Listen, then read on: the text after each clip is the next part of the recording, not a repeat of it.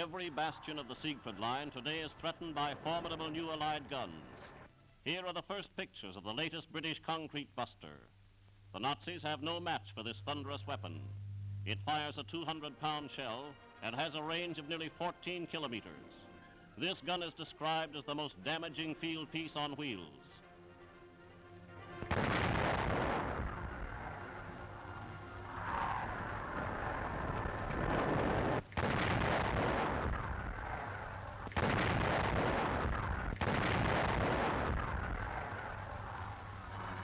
Another blanket of Nazi domination is being lifted, this time at Dunkirk. The Canadian brigade major in charge granted a 48-hour truce. He allowed 27,000 civilians to evacuate before the final onslaught. As in previous cases, the collapse of the German garrison is the next thing on the program. The civilian trek began, and the people of Dunkirk got a sight of British uniforms for the first time in 4 years.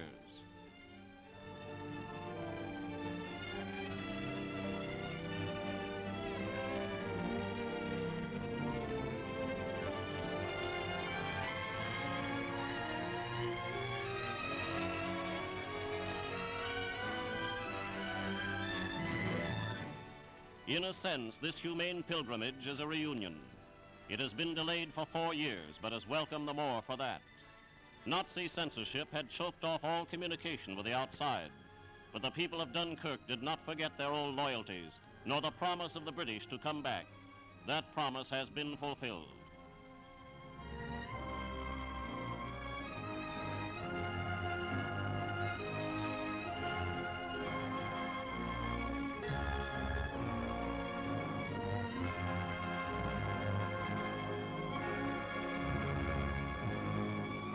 Great Britain had learned bitter lessons from the old wreckage of defeat on Dunkirk's beaches. All she could offer 4 years ago was her fighting man. On him, Britain built afresh, and the Allied world built with her. Once again, these beaches will fill with holiday crowds, but they will not forget the army which came back to pick up its helmet.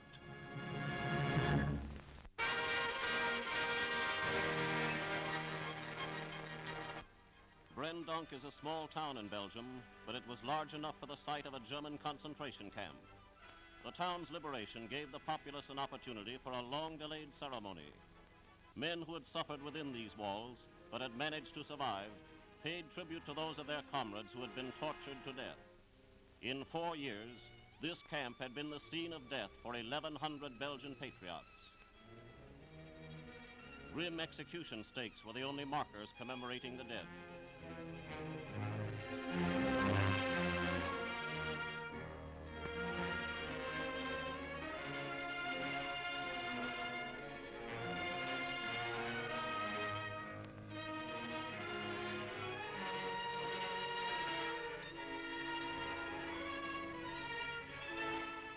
The Nazis revived an old trick to slow the British advance through Holland.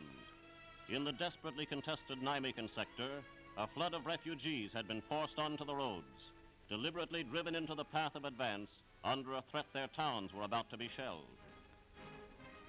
Heavy and light artillery prepared the way for the advancing armies.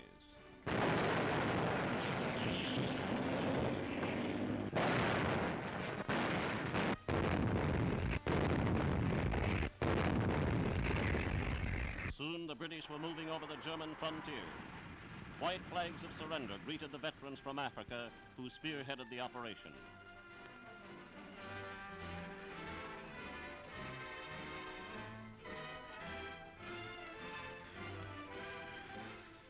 The men of Arnhem valiantly kept the enemy occupied, while other British and Canadian forces consolidated for a second thrust into the right. Here are a few of the Arnhem men who returned from their grim but heroic operation. The world will not forget those who survived, nor the many who fell. These men will have their place in the Hall of Fame of World War II.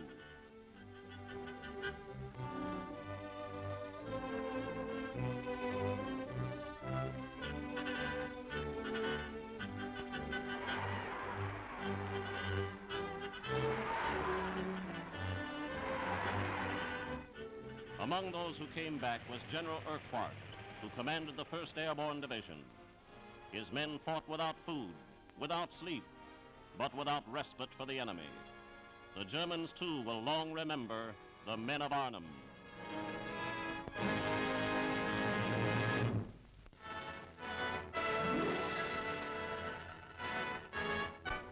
From shore to shore, the English Channel is English once again. Since D-Day, the Nazis have clung bitterly to each and every Channel port. Nazi convoys, attempting to reinforce the holdout ports of France, were struck at will by Allied air power.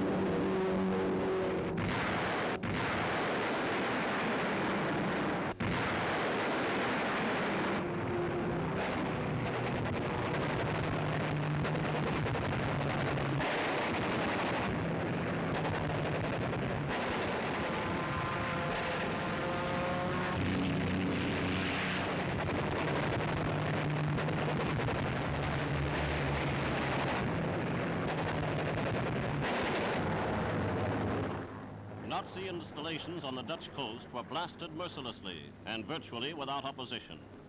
RAF pilots described their assignments as shooting fish in a barrel.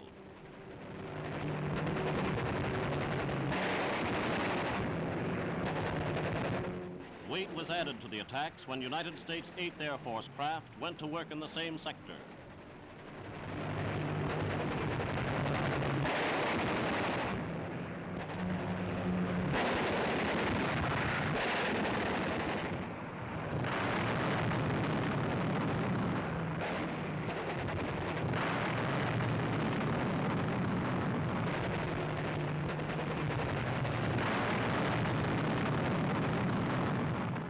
The famous old clock tower at Calais is seen across the straits.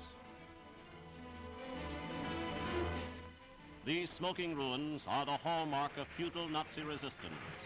By their stand at Calais, at Brest, at Cherbourg, and all the other fallen harbor cities, the Germans had hoped to stop vital supplies for the Allied armies. That hope literally has been blasted to eternity.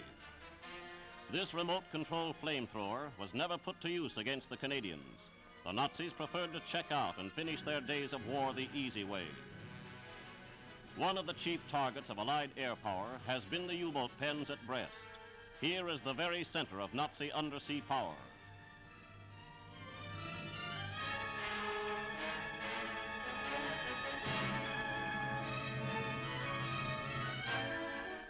In the German book, these fortifications were thought to be impregnable.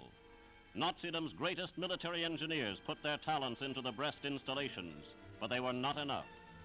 Under this concrete lived an army of 40,000 Nazis, Marines, submarine crews, and garrison personnel. German soldiers were found wounded beneath 16 feet of concrete. A little Germany, 35,000 strong, hewed forth into captivity. These piecemeal surrenders of the German army have followed one after the other. Not one still exists capable of hampering the flow of Allied supplies.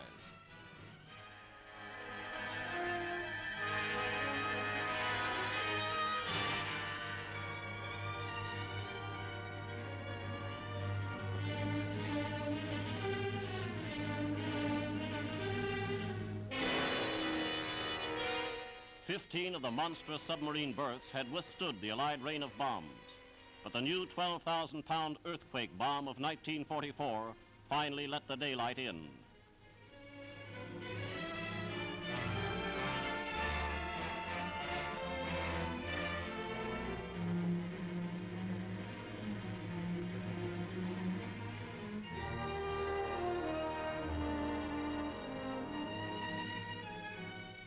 Germany's faith in concrete has suffered its final repudiation. There was a time when these vast underground cities represented paradise for the Nazis, but that day is past. They may choose to go deeper still, but Allied weapons will be found to follow them.